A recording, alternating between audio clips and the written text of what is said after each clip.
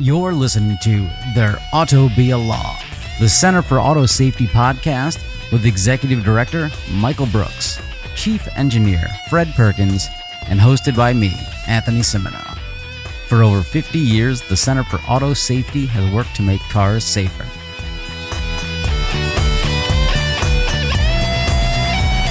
Hello, my fellow patriots. Wait, wrong podcast. Sorry. Wow. Hey, guys. Do you ever have one of those?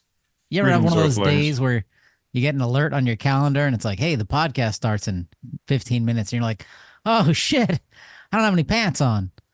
Because that's how the day started off for me. But no, it started off better for me. Fan of the show, former guest on the show, Janette Fennell. I know I just mangled that last name. I'm so sorry. Oh, my God. Anyway, she sent us this package. I assume you guys got this as well?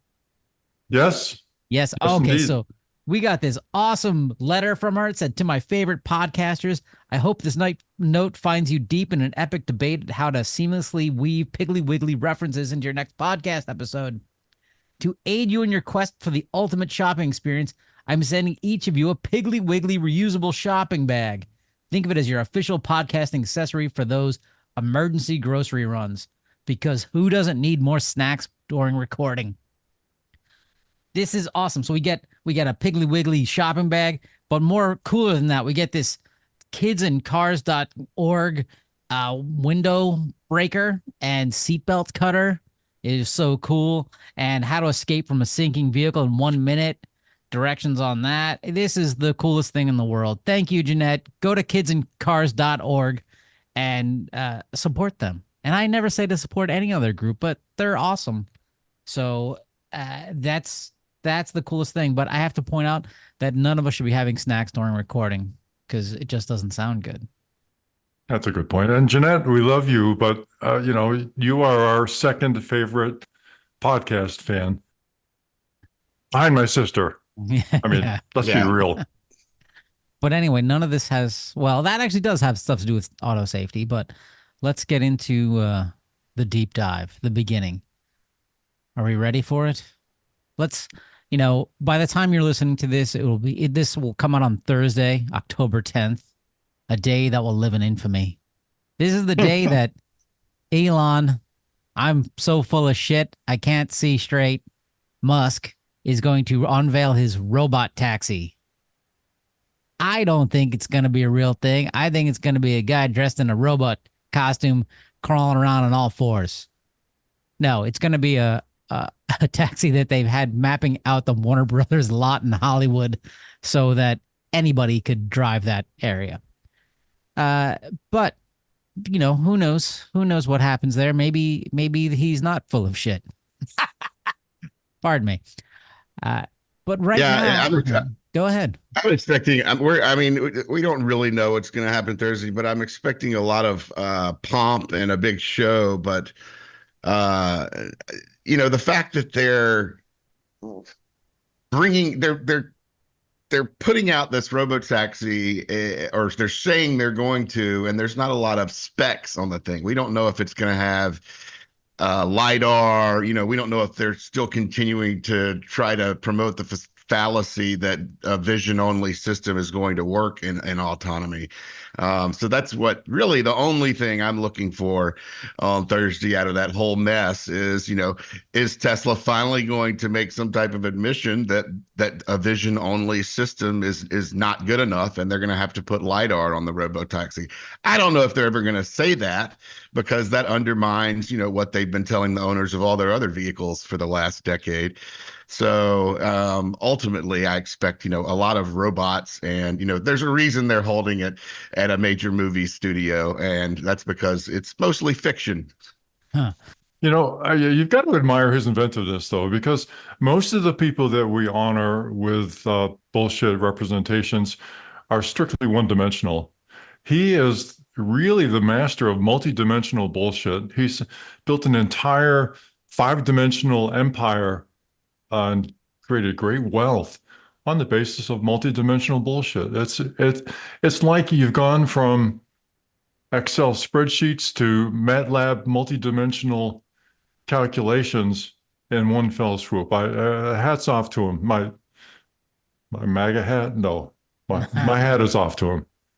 It's true. Fred is not currently wearing a hat. So why would we make such claims about Elon? Because it's true. Also, Elon Musk is celebrating winning a lawsuit over his misleading claims regarding Tesla's self-driving program. So I'm going to jump down to the fun part of this. Uh, Basically, his lawyers say no reasonable investor would rely on the many misleading statements from Elon Musk around self-driving because they're mere puffering. They are vague, generalized assertions of corporate optimism or statements of mere puffing, and are not actionable material representations under federal security laws because no reasonable investor would rely on such statements. To remind you, Elon Musk says, don't invest in this company if you don't think we've solved automation and autonomous vehicles. I'm confused.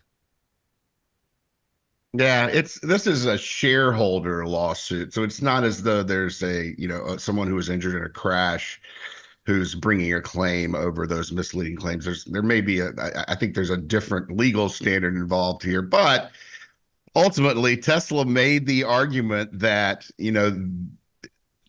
their terms like autopilot and full self-driving and this entire fiction that's been created that Tesla's camera-based systems are going to somehow use machine learning to evolve into a safe autonomy. It's not going to happen. Tesla made the argument that was just puffery. We're not actually doing that. We're just saying we're doing that. And, if we attract, billions of dollars in investment money over the course of 10 years doing that, then, well, that's just, a risk these investors took in the market. So, that while Tesla and Musk himself on Twitter celebrated this as a victory, I mean, it's basically a stamp of approval by the court saying, you've been lying to consumers for the last decade. So it's not really something to be celebrated. And it's also not something, frankly, I don't think any of us here have a whole lot of sympathy for all the shareholders who bought into this, because it's been pretty obvious for a long time now that these vehicles were never going to be robo-taxis. And also, you have to question the ruling in some ways. I mean, is calling a system full self-driving or calling a system autopilot is that puffery? I mean, you're naming the systems something that they're not. I would say that goes a little further than corporate puffery, which might be protected, and that, kind of, I mean, it's a falsehood. It's a deliberate falsehood intended to get investments primarily, because it doesn't look like they're going to be achieving autonomy anytime soon. Hey, my friend Matt would engage in the same level of puffery on his dating profile. He would list he was 6 foot tall, fully employed. Nah, he was like 5'7", borderline homeless. I didn't give him any money either. Yes, Fred, you're leaning in. No, he's got Nothing. I got nothing, except I was going to tell you about a date I had once, but maybe that's too long. Okay, maybe. So we have a link to an article from Reuters that starts off, and this is an amazing sentence. A self-driving Tesla carrying a passenger for Uber rammed into an SUV at an intersection in suburban Las Vegas in April. An accident that sparked new concerns that a growing stable of self-styled, quote-unquote, robo-taxis is exploiting a regulatory gray area in U.S. cities, putting lives at risk. Yeah. I don't know what else to say about that. We've discussed this ad nauseum about how the regulators are just like, yeah, go for it. I mean, why are we still allowing this? Like, is there anybody saying, hey, wait, let's pump the brakes? Or is it just people like us and fans of the show? Well, I think attentive listeners will know that one of the problems is that there's really no set of requirements for safety that any of these self-driving vehicles need to subscribe to. So just a reminder, we have helpfully put such a list of requirements on our website, which listeners can find as our AV Bill of Rights. And that would go a long way towards solving some of these problems associated with reckless AV use on our highways. Well, another thing to look at here is, if you are, using rideshare, Uber, Lyft, whatever you use, and you see a Tesla pull up, you need to tell them it's not acceptable that they're using full self-drive, and that you're not going to ride with them if they do, because you're the one with the choice here. I mean, it looks like this is a burgeoning trend, and there are going to be people in Teslas that are working with Uber, working with Lyft, and using Tesla full self-driving. And, you have a choice in that, either don't get in the vehicle, or, but be very clear with the driver that you're not going to allow them, or you're not willing to ride in the vehicle if they're going to use the full self-driving or autopilot features. And another thing, if it's an Uber, um, and there's a crash here, you're not going to have a claim in court because you've agreed to their terms of service, which force you into arbitration. So, you're handing over your safety to Tesla, and your potential for a civil justice to Uber, if you're taking that chance. Well, Michael, what's wrong with compulsory arbitration? Why wouldn't people want to do that? It seems like an expeditious way to get their problems settled. Well, it's an expeditious way for, corporations to, set up kangaroo courts so that they don't have to pay the legal fees and go through the court system, and go through all of the great things that make the civil justice system in America what it is. I mean, it's corporations set up these arbitration schemes in order to make their lives easier, and typically an arbitration is going to result in lower recoveries for plaintiffs and lower recoveries for people that are injured and or killed in accidents. And at the same time, you completely lose any chance of punishing bad corporate behavior. They're not going to be um, ruling for punitive damages in arbitration. So, it's a great thing for corporations, and it can be a really bad thing for consumers. And so we think that consumers should have the option. If someone wants to go through arbitration and lickety split, that's their option. We wouldn't recommend it, but you should always have the option to go to court if arbitration doesn't suit you, and it probably shouldn't. I wish there was some way for us consumers when we have these, what are the contracts of adhesion, where you have to accept all, whatnot, that we could just negotiate finer points in there. Because I remember when I worked Wouldn't it be great? at a very large software company, they'd have this standard contract that all third-party developers would have to sign. And I'm like, really? Is Adobe signing this? Is Microsoft signing this? And they're telling me, no, no, no, no, no. They're not signing these. They get their own custom contracts. They get a whole bunch of things that the average Joe just won't sign on to. Maybe we can all band together and become our own, the corporate citizenry of America. I go to autosafety.org, click on donate, and I'll spend your donation money on coffee and elocution classes. You know what I'm saying? No nonsense, isn't No. it? There's an idea in here, man. Here's another idea from IIHS titled "Fewer drivers are opting out of lane departure prevention."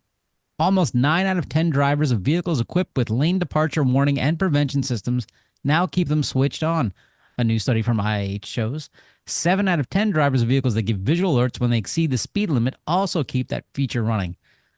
I love this because I always keep the lane departure on even when it's annoying. And if I'm driving, it's on. My wife's in the passenger seat, and it'll go bing, bing, bing, bing at times when like a lane ends or it merges. She hates it. She turns it off immediately when she's driving. I don't know why, but I'm a big fan of lane departure warning, even when it's wrong. You guys fans? Well, I don't actually have it in my vehicle. I don't have a lot of experience with lane departure warning. I do sympathize with some of the folks who the earlier versions of lane departure warning apparently were very reliant on audible warnings. instead of some of the other methods like, haptic alerts, vibrations in your steering wheel or your seat. And so I think a lot of folks, turned off those systems because of that. And also, I think it takes a lot of time to get adjusted to the fact that your car at some points can steer for you, and accepting that somewhat loss of control there. The study looked, I think the study came down on two facts for why we've seen this improvement in the rate of use. One of them was that manufacturers have been migrating the systems to be turned off and on into the vehicle menu. So you have to go into a settings menu to deactivate the feature, which is a lot harder than just clicking a button. So one thing that may have, resulted in more people using it was just the fact that it's a little harder to turn off. And then the other thing is that, that has been changed is that you've seen a lot of people and a lot of manufacturers migrate from the audible warnings, which consumers find really annoying, to more of the haptic alerts, the vibrations in the steering wheel or the seat. And apparently drivers find that a lot more acceptable. And so, as vehicles come out with more of those haptic type alerts and less of the audible alerts, we see more people willing to use this feature as an option and not turn it off. I'm a Yeah, fan. on my Fred? car, I'm sorry. On my car, they're decoupled. So you are able to have the lane keeping assist system operating or have just the warnings operating. So Oh, that may be part of this as well, because I don't like to have the lane keeping system operating because it's, well, not very good and also really annoying. But the warnings themselves are, they're pretty good. They'll let you know when you're drifting off and crossing a line. And so the ability to decouple the warnings from the active system that controls your steering may be part of that evolution as well. So I find that to be a very attractive feature of my car. hmm. What I found fascinating with this was that it said 7 out of 10 drivers keep the visual alerts on when they exceed the speed limit, uh, which is fascinating to me because my car it has the the camera that will read speed limit signs, and it's 70% accurate. It misses construction speed zone signs, can't read them at all. If there's a car that passes in front of its field of view blocking it, it gets it wrong. So I'm wondering, like, though I don't have this in my car, well, it'll warn me for going over the speed limit. So I wonder, how well do these things work? Have they gotten better? Can they see through that semi truck that's blocking the speed limit sign? Like, how are they doing it? Any ideas? I think they're using, I mean, there's a couple of ways to do it. I guess cameras that recognize speed limit signs, and a better way I think is mapping, where functionally your vehicle knows the speed limit wherever you are at any one time using GPS. Yeah, my car uses mapping exclusively, so it doesn't record the signs. I know that because it changes without having any signs available. Because I'll use Google Maps and it'll change, but even it gets it wrong. I mean, the other day I was driving and it said the speed limit was 55, and I'm like, oh, I get to speed up, and I'm like, no, it's the speed limit's 25. Why does it think this? Yeah, And well, so I as I called up will, Mr. Google. I've tested it to see how much it conforms to the actual change of signs. And within about 100 feet or so is when my car will actually change the notification of the posted speed limit. So it's Hmm. pretty good, but it's not instantly translatable to the location of the signs. Hmm. Right. And you'll have circumstances like road work where there's a temporary speed limit put in place that mapping is not always going to pick up immediately, or if at all. So you can't totally rely on that feature to be accurate all the time. So we've all seen the Cybertruck. We've all talked about it, and everybody I mention it to, they think this just looks incredibly dangerous. Like it's sharp edges and sharp angles. Like this is the reason we remove tail fins from cars. Like sharp angles lead to death and dismemberment and bouffant hairstyles. But Consumer Reports has this article talking about why some of these cars will never be crash tested, leaving consumers in the dark. So reminding listeners that in the United States, auto manufacturers self-certify that their cars are crash worthy. That's right. They say, yeah, Mr. Government Man, my car is safe. Prove me wrong, bro. Bro, prove me wrong. And I guess that happens sometimes. But this article from Consumer Reports talks about the Jaguar F-Pace, Land Rover Discovery, Porsche Macan, and the Tesla Cybertruck. How these will never sell enough car sales to warrant testing. But it makes me wonder. I mean, Cybertruck's already had what 13,000 recalls. 13 like what's they just got number 5 this week. No, I mean what I mean is they've recalled 13. They recalled every car they've made and sold. So Yep. what's the limit on what's the threshold where they'll crash test a vehicle?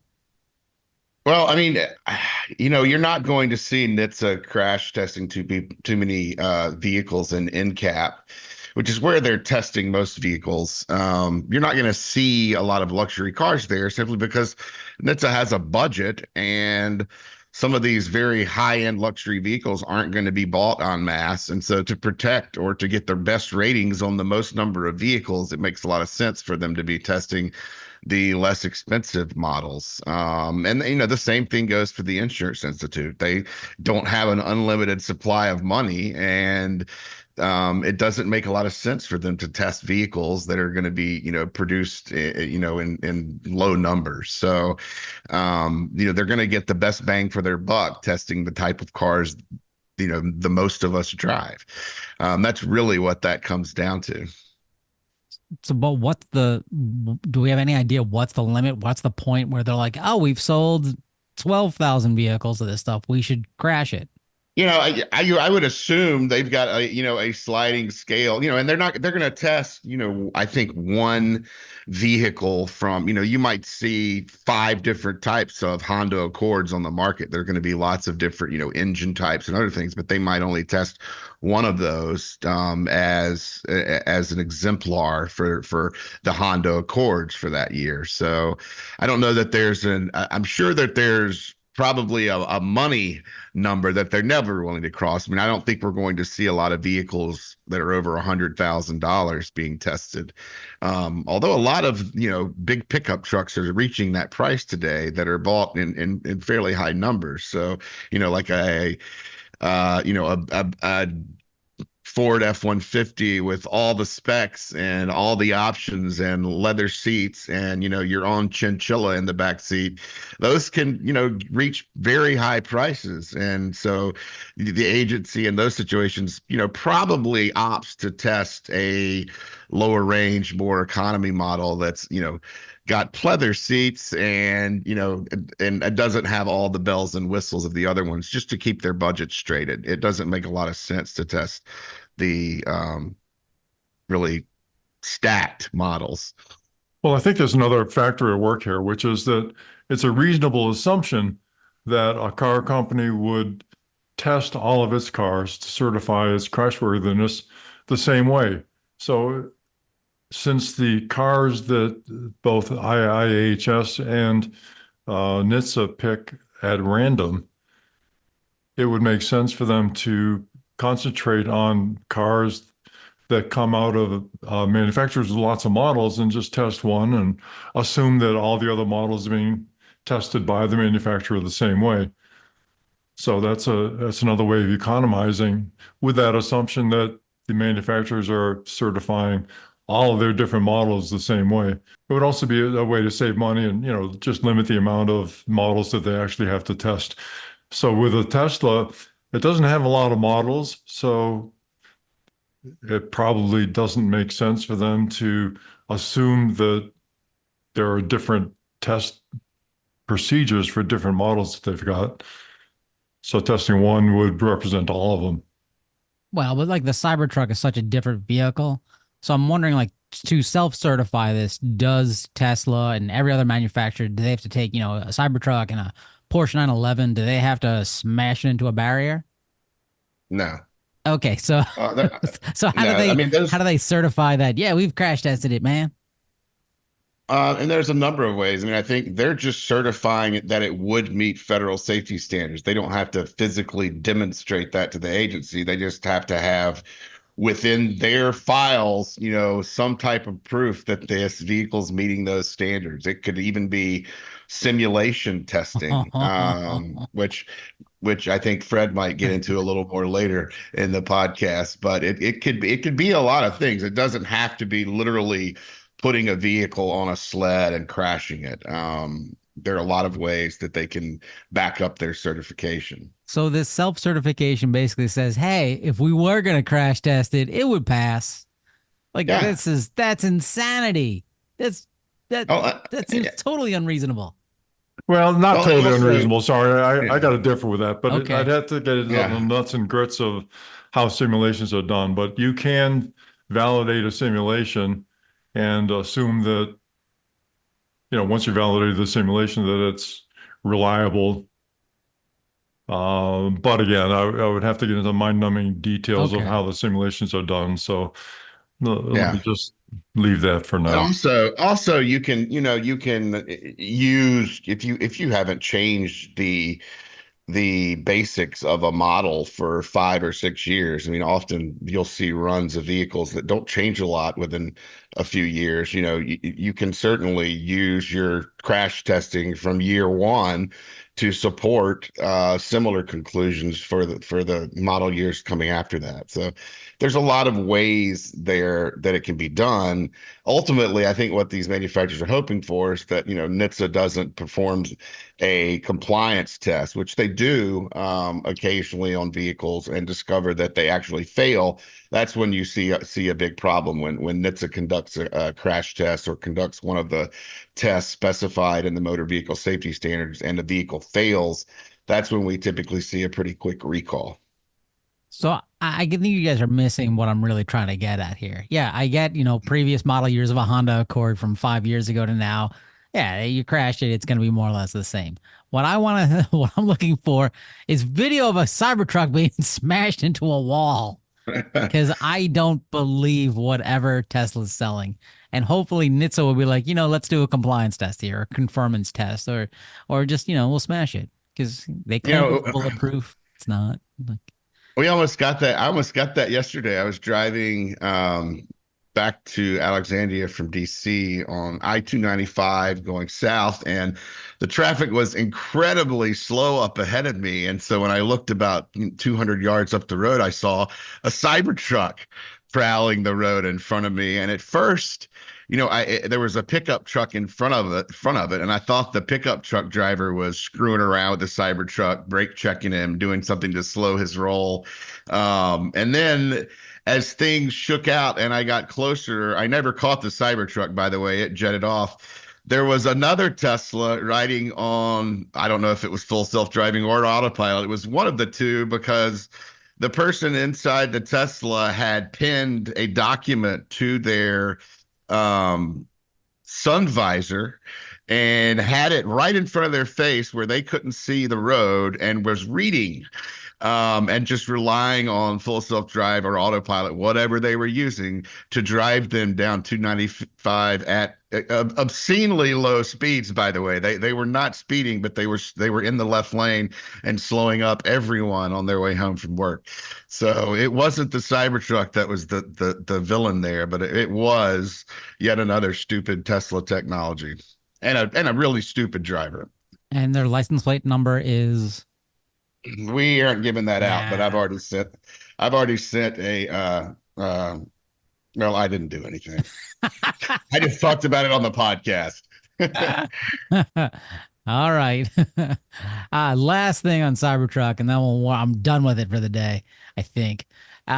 Rumor has it that Geico is refusing to insure Cybertrucks now.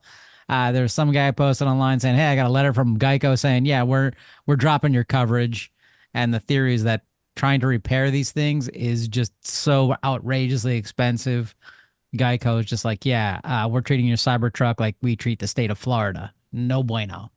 Um, but then Geico is also claiming that, no, we'll insure it. So who knows? Hey, if you Yeah, have a Cybertruck and you listen to this podcast, what's wrong with you?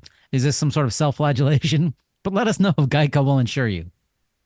yeah, that was a weird one. Because from the letter that consumer received from Geico, it sounded like, they were killing coverage on those types of vehicles, but then Geico comes out and says, "Oh no, we've got lots of coverage for those Cybertrucks." Well, I don't know what happened there. If he had, if there's some type of local Geico that changed their mind on his specific truck, or what happened. But as we've discussed ad nauseum, Cybertrucks are going to cost a lot to keep on the road.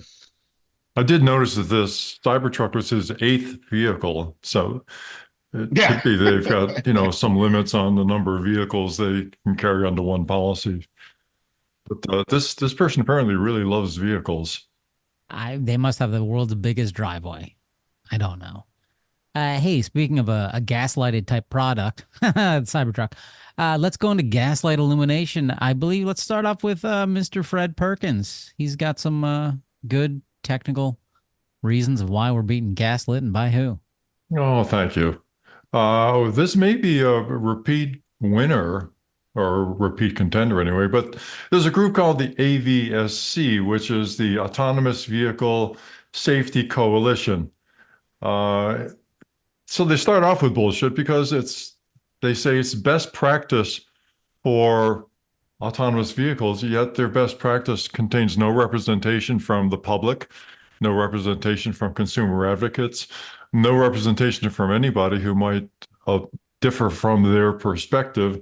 So I think perhaps it's misnamed, and maybe it's Autonomous Vehicle Secures Capital.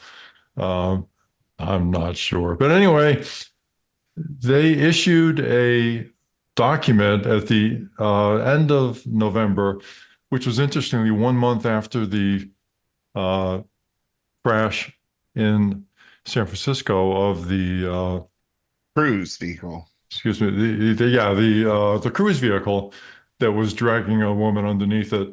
So 1 month later, they came out with a document that basically says that no problem, because they were talking about the remote assistance available for cars. And what they said in the document, which they want accepted as an industry standard, is that for remote assistance, the remote assistance does not include real-time driving or fallback performance by a remote driver.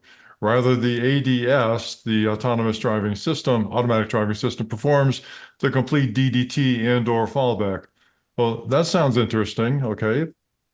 It says even when it's assisted by a remotely located human, goes on to say that it does it without assuming direct control of the vehicle, and it cannot perform safety critical functions. And goes on to say that communication system failures for real-time data exchange. It says load latency is preferred, but not required for RA communications. So basically, this is set up to say that the human being at remote assistance is not responsible. And even if the person could have been responsible, low latency, which means a long time between a request for action and the action that's delivered, is okay. Now, this is exactly what happened in San Francisco, because the vehicle hit the woman, then pulled over to the side of the road. Sometime later, several seconds later, the remote assistance person recognized that there was a problem, but this was after the vehicle itself had done everything in its power to pull over and in the process drag the woman underneath it. So this is all actually set up to make sure that what happened in San Francisco is okay and is completely consistent with industry best practices for remote assistance. And also it indemnifies the subscribers to this from any responsibility for the human being who's providing remote assistance to the damage that actually occurs by the car if it has a computer driver. So we've talked before about AV industry efforts to indemnify their hazardous vehicles and operations at the state level. So states that absorb this and states that endorse this AVSC nonsense are very far down the road towards saying that there's no human responsibility and no liability associated with damages to people that are caused by the AVs. And this has been written into law in the state of Oklahoma that only claims against the computer itself can be supported in the state tort litigation. So apparently, they're moving out and saying, if you want to sue us, even if you can sue us, which is not possible in some states, the only thing you can sue is the actual computer that's sitting in the car. And just as a reminder to our listeners, those computers don't have any bank accounts and they're not human beings.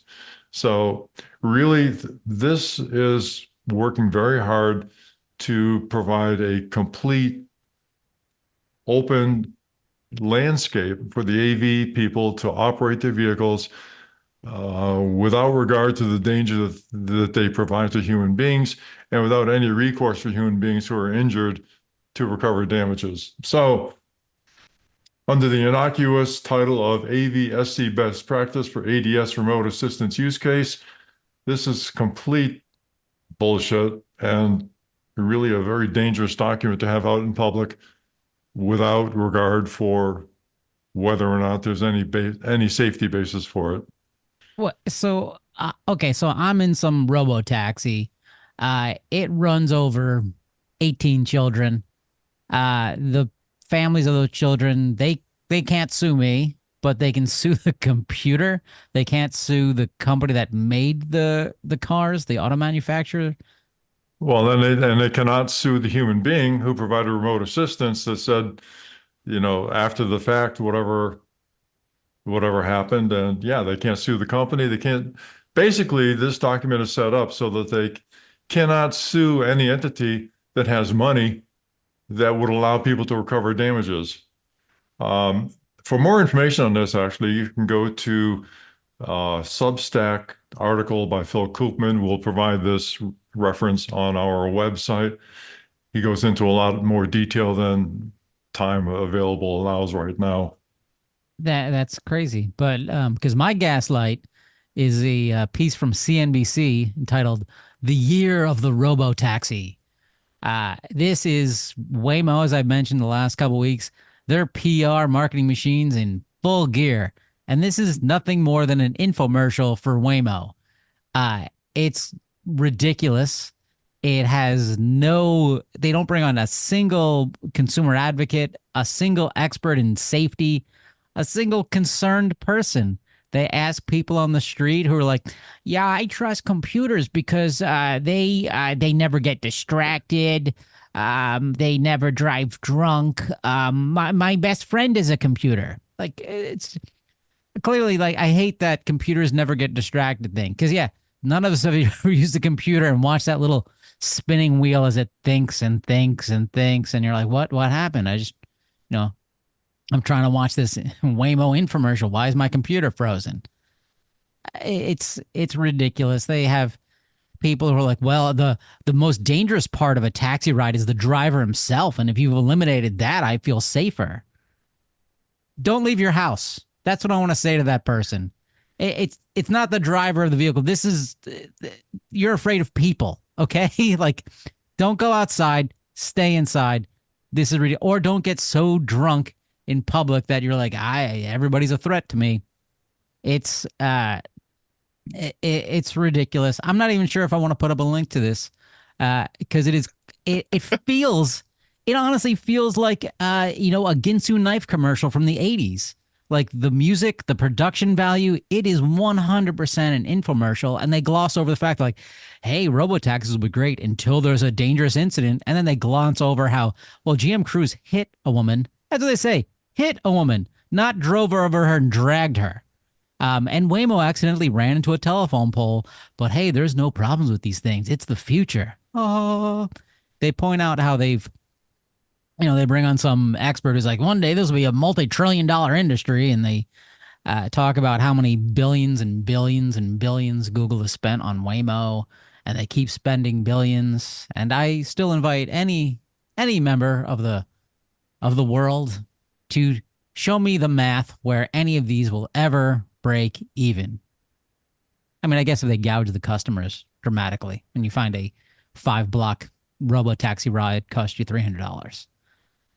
So my gaslight is CNBC's infomercial BS division. Thank you. Good night. Michael Brooks. All right. This week we are, this is, I'm not exactly sure who's gaslighting us here, but the quote comes from Dave Richardson, who is Senior Vice President of Software and Services Engineering at GM. So his statement is they're talking about Super Cruise and how they're progressing to level 3 right now.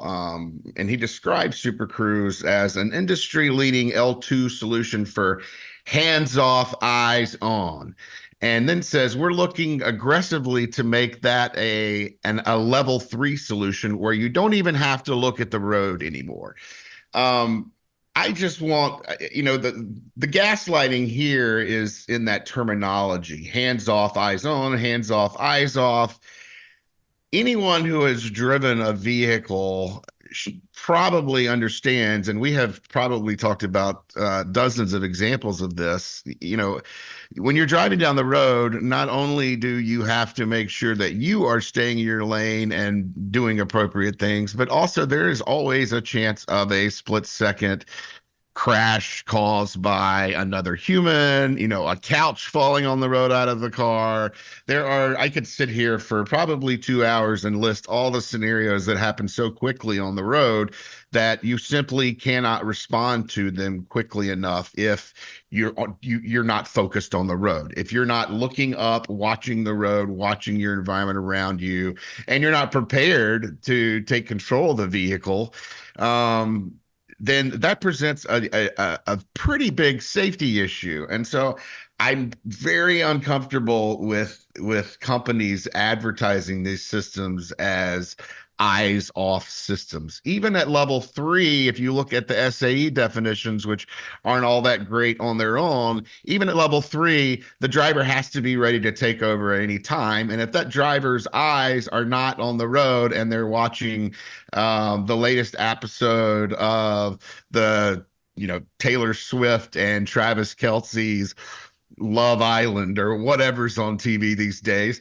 they're not going to be able to respond appropriately to, a driver coming at them and going the wrong way in the oncoming lane, a tire coming off of a vehicle in front of them. So, I ultimately this week I'm nominating this one for gaslight because I think this is the terminology we need to get away from. We're encouraging people to overtrust these systems by using language like this. I mean, it doesn't quite rise to the level of calling things autopilot and full self-driving when they're not, but leading consumers to believe that they should have their eyes off the road at any point when they are ultimately responsible for responding to the threats to that vehicle is just it's a bad approach. It's a bad safety approach, and it's not a great way to educate consumers on how to use these systems. So either Dave Richardson at GM or just anyone in the industry who is calling these systems hands off, eyes off, those would be my gaslight nomination folks for the week. Thanks. I want to remind our listeners that when you are in your car driving down the road at highway speeds, the kinetic energy in your car is about equal to the energy of a hand grenade. So you're essentially driving down the road with a hand grenade. The pin has been pulled, and you should have attention to the car's operation equivalent to what you would have if you had a live hand grenade in your hand and you were walking around with that. You should never, ever lose that perspective, and you should certainly never ever cede control of that to any device unless you've got absolute assurance that that device will have at least equal attention to the safety of the driving that you would have being aware of that dangerous amount of kinetic energy. And that brings us to our new segment called hand grenade safety education.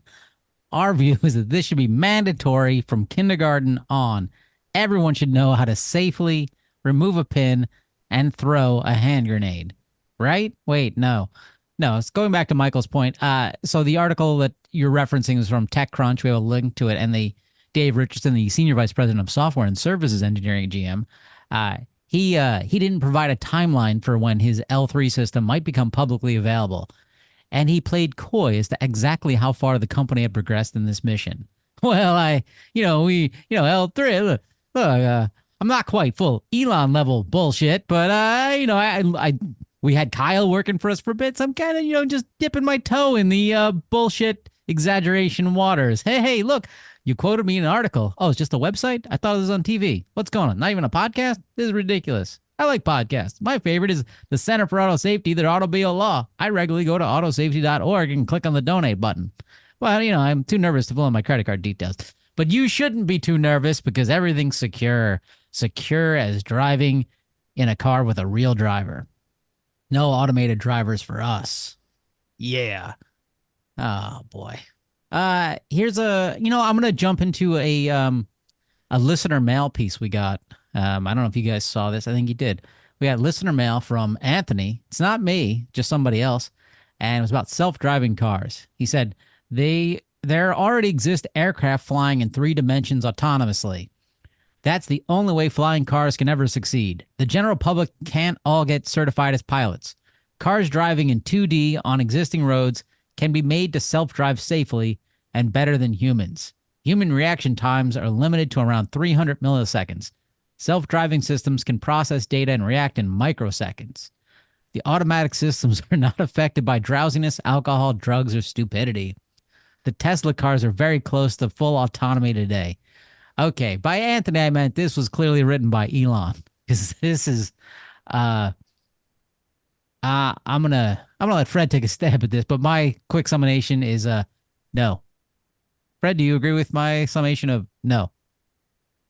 Oh, I always agree with you, Anthony. But I think he said nanoseconds rather than microseconds. But no, he says it's 300 milliseconds, and computers can react in microseconds. Microseconds, okay. So it's absolutely true that computers can respond in microseconds. However, it probably takes thousands or millions of microseconds. So just depends on how you enumerate it. And if you've done any computer programming, you know that one tick of the computer clock allows you to make one step through a program. But these programs have hundreds of thousands or perhaps millions of lines of code. So it's not an instantaneous response. It's true that if you are going to have flying cars, not everybody's going to be able to get a license for the flying cars. I'm not sure why that's important, though. No idea. And I'm not sure why that is support for the idea that self-driving cars can ever master 2 dimensions safely. So thank you for the letter, and thank you for the thoughtful questions. I'm not sure that it really holds up under technical scrutiny. But thank you for sending that information. Anyone can send us a letter at contact@autosafety.org. And if I'm feeling like it, I'll read it on the podcast. But now, I think it's time for... You've now entered the Tao of Fred. Oh, thank you. Always my favorite part. I'm going to talk about micro versus macro and how that relates to simulation failures. There are a lot of people who think that simulations are the equivalent of actual experiments and tests that you can do on cars. That's not really the case. And so let me give you this example. From a reference in the British Isles, let's see if you can recognize this. Well, she looked at me and I could see that before too long, I'd fall in love with her. Yeah, Beatles. Sounds familiar? Beatles. Yeah, there you go. This is definitely a micro attraction. I mean, think of yourself in that situation. You've got a population in the room that you can only identify as she, right? And all the cohorts of she. And then you somehow pick out one from that population and you say that, that's the one that I'm going to fall in love with. Well, that's the difference between the micro and the macro. The macro would simply look at all the she's and assume that they're the same, whereas the micro says, well, here's the one based upon microscopic cues and the alignment of eyes and, how you are going to pick this one out. Clearly, a simulation that looks at all the she's as equivalent is not going to be appropriate for what you need to do to direct your own life. Then they go on to say, well, my heart went boom when I crossed that room. That's really an automatic escalation of risk attendant to this one individual's otherwise statistically indistinguishable from background entities based upon microfactors. Okay, so this is an example of how a human being will focus in on the important things that are happening, whereas a computer or a simulation will look at the broad background and try to extract information that's generalized, looking at statistical responses of, what those idealized objects might do, et cetera, et cetera. A model of a pedestrian in an AV simulation is definitely macro. You've got a car driving down the street, there's several hundred pedestrians. They can't pick out the individual characteristics that you as a human being would pick out. Notice when you go to a stop sign and there's multiple people there, you don't watch the cars so much as you're watching the individuals who are driving the cars. Are they looking at you? Do you have eye contact? Are the subtle gestures of the head suggesting that they're going to move one way or another? And Anthony, I know you're in New York, but other people deal with subtleties in driving, but Hey, we'll put that what are you aside. talking about? Huh? We slow down in the presence of small children, even if statistically the children aren't going to run out in the front of the car very often. We still slow down because we recognize the escalation of consequences associated with each individual's microscopic characteristics, something that computers will never do. And until simulations are able to replicate those micro influences and the responses of the humans based on our deep-seated biological and ethical responses, they're really unsuitable for validation of safety-critical or life-critical software. This is why we can never rely on computers to do the validation of safety criteria. It's also why we need those safety criteria for cars in the first place, which are lacking. And basically, when simulations are able to replicate both the sources and the responses of real-world micro-influences on human driving behavior, they might be ready for a second look. But please don't be misled by the fact that a company will say, well, we've simulated X billions of miles of driving. Those simulations that they've got are not like a human being responding to the microscopic influences to extract the information they need from a diverse statistical background. That's sounds like a lot of word salad, I know, but it's just important for people to remember that you need real data, you need real responses, you need real safety standards that are validated in real-world circumstances before you can rely on these simulations as evidence of autonomous vehicle safety. End of rant. What if we're living in a simulation now, man? Well, that's a different kind of problem. Yeah. I had a perfect robo-taxi fail situation the other day. I'm driving in upstate New York, and I come to a main road. I think it was actually called the Main, and lots of traffic. And I come to a stop sign, and I want to cross this, but it's one of these things. I got there, and I'm like, there's traffic's never gonna open up, never gonna happen because there's no traffic lights. I'm stuck at the cross, and there's a stop sign there. And thankfully, somebody came along who clearly must have been local. And he's like, yep, I've been in that situation, stopped, waved me through. Robo-taxis would never do that. People from outside of that town wouldn't do that. I don't know what the point of this story was, but I always say it was that robo-taxis wouldn't handle this. There we go. Maybe. Okay, let's get on to where my brain really is at.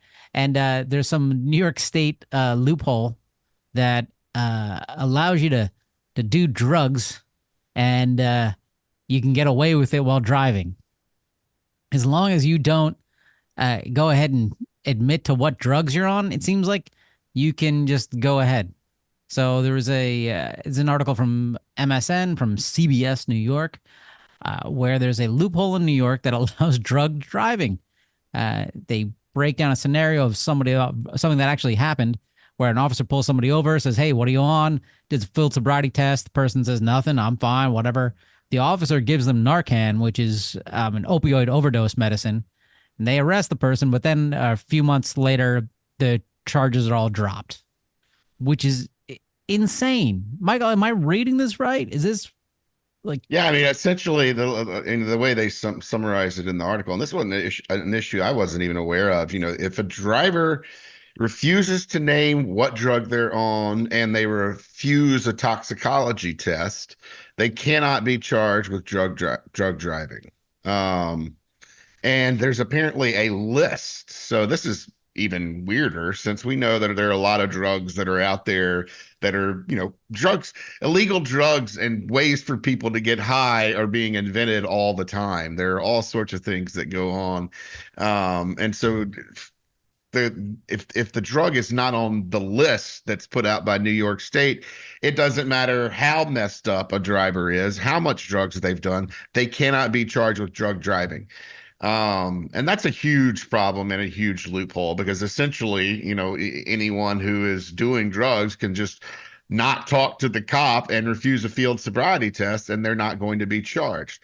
That's a terrible way to address any type of impaired driving. And not only that, it's a little scary. I think that this isn't just New York. This is also Alaska, Florida, and Massachusetts. So Not my fault. there's a few states out there that apparently have similar laws, and it's a problem. It's such a problem that Jennifer Hamendi from the board chair, the NTSB, is speaking out about it. And, it's something that I think should be changed in every one of these states immediately in their next legislative session, because it has to be just awful for the families of people who are killed or maimed by impaired drivers to have to, figure out that there's not going to be a punishment for that person.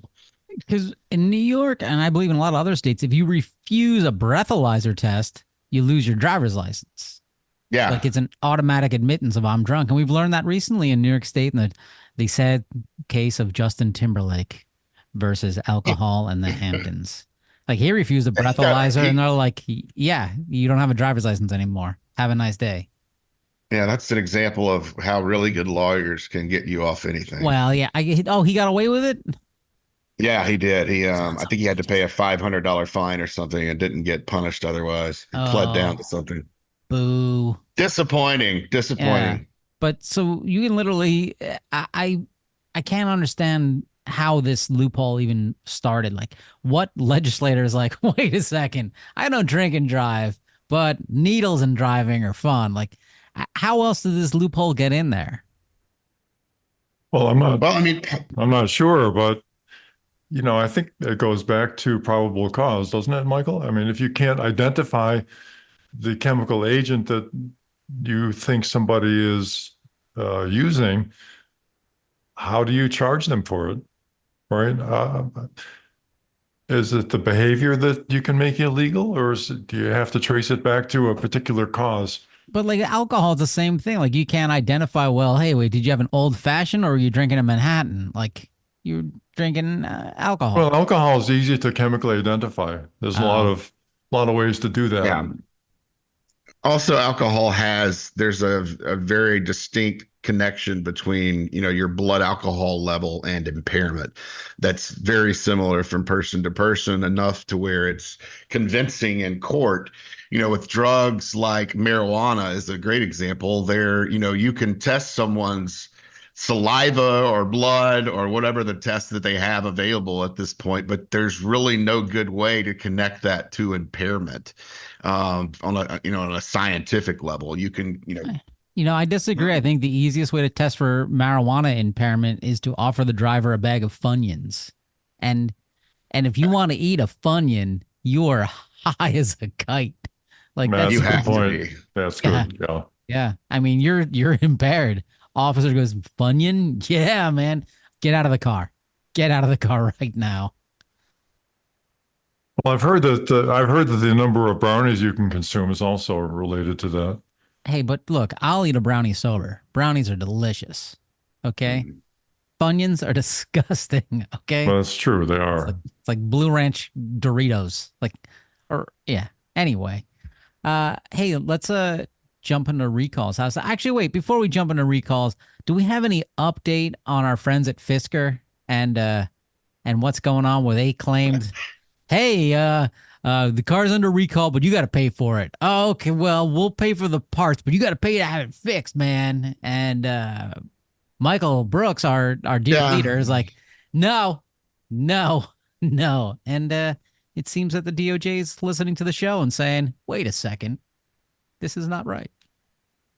Yeah, that was some really, really bad lawyering by Fisker, who thought they were somehow going to weasel their way out of recalls on their vehicles while they were in the process of bankruptcy. Essentially, yesterday, the Department of Justice, writing for NHTSA, who is the heavy behind all this and who probably referred this to the Department of Justice, objected to Fisker's bankruptcy plan because essentially they said the scheme that Fisker created around their recall repairs violates the Safety Act, which I think we said a few weeks back anyway.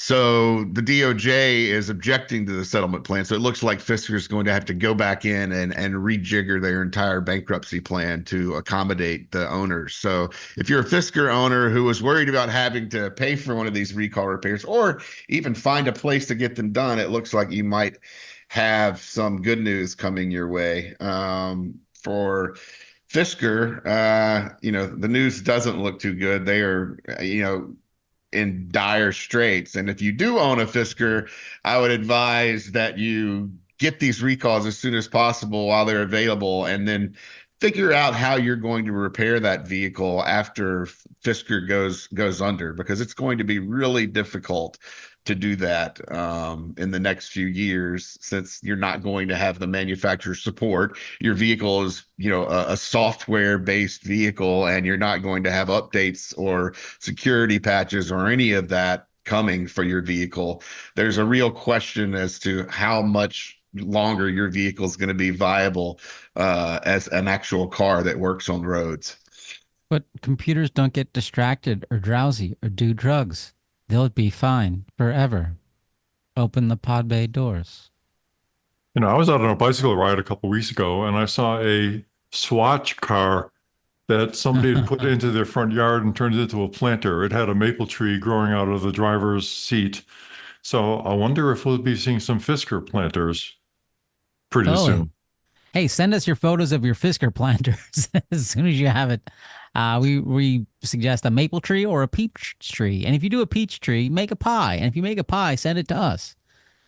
That was a lot. Okay, recalls. Strap in. Chrysler, Time for the recall roundup. 154,032 vehicles. The 2020 to 2024 Jeep Wrangler. These is the plug-in hybrids. They may have been built with battery packs which contain cells that are susceptible to separator damage. This is a park outside warning, and this could be very, very bad. And if you had listened to the podcast a few weeks ago when NHTSA opened the investigation on it, you would know that we already issued our own park outside warning for these vehicles from the center, because at the time when NHTSA opened the investigation, I think there were 13 fires that had happened, and yet Chrysler was apparently not convinced about doing a recall. I think it probably took a month before NHTSA convinced them that was the way to go. So now we have an official recall on those vehicles we spoke about, and owners should be hearing about repair by the end of the month. It looks like there's going to be a software flash followed by an HV battery replacement if needed. So they're going to be evaluating your battery to see if it needs to be replaced. Yeah, and warning to listeners, Chrysler is not quite at the Fisker level of financial doom, but things aren't looking great there these days. And next recall, Chrysler. 129,313 vehicles, the 2023 to 2024 Ram 1500 pickup truck. Might have been built with a steering column control module where mechanisms within the turn signal lever experience an interference condition. I had that once after eating a spicy meal, and I got through it with some antacids. Will that work in this case? Right. Maybe. Okay. You'll be notified hopefully this week, and then actually no, you'll be notified at the end of October, early November. No, I like fart jokes. Why not? I didn't say it was a fart joke. Well, in any case, this one is basically, when you take a right turn and use your signal, when your steering wheel returns back to a certain point, your turn signal is turned off automatically. That's part of Federal Motor Vehicle Safety Standard 108. And what happens is in these vehicles, the turn signal is not self-canceling, and it's staying on just like your grandmother's for miles down the highway. And that in turn will confuse other drivers. They think you're changing lanes or turning when you're not, and can cause safety problems. So I think this should be a relatively simple fix. I'm assuming it's going to be a software repair of some sort, or maybe a new turn signal lever. Who knows? But that should be coming out in about, I think the last date owners going to be expected to notify would be right around the start of November. Okay, next recall. Tesla, 27,185 2024 Tesla Cybertrucks. Okay, so that means, again, they sold over 27,000 of these things. They're on the road. When can we crash test them? No?